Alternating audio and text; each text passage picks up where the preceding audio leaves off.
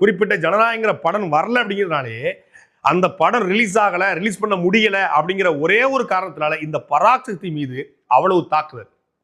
இந்த படத்துல விமர்சனம் இருந்தா முதல் ஆளாக இந்த படத்துல வந்து ஒரு காட்சியில ஒரு தெலுங்கு பெண், அந்த பெண் வந்து அந்த பெண்ணை பார்த்து அவன் கேட்பான், நீங்க வந்து நீ வந்து எங்களுக்கு தமிழ் பற்ற கற்றுக் கொடுக்குறியா அப்படின்னு. அதனால அந்த பொண்ணு சொல்லும், ஜஸ்டிஃபை பண்ணும், நான் இங்கே தான் வாழ்கிறேன், இங்கே தான் பிறந்தேன், எனக்கும் தமிழ் பற்று இருக்கு, நாளைக்கு தெலுங்கு மொழியை ஆட்சி மொழியை அங்கே கொண்டு வந்தா எதுக்குற முதல் நான் தான், ஆனால் எனக்கு தமிழ் பற்ற கேட்கப்படுத அதை நான் உண்மையிலே வரவேற்கிறேன். ஏன்னா இங்கே யாரும் தெலுங்கர்களுக்கோ கன்னடர்களுக்கோ மலையாளிகளுக்கோ எதிரி இல்லை.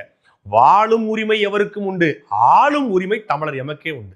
வந்தவரையெல்லாம் வாழ வைப்போம், எம் சொந்தவரை மட்டுமே ஆள வைப்போம். அதுதான் தமிழ் தேசியவாதியுடைய கோட்பாடை ஒழிய தெலுங்கருக்கு யாரும் திட்டமிட்டு எதிரி கிடையாது.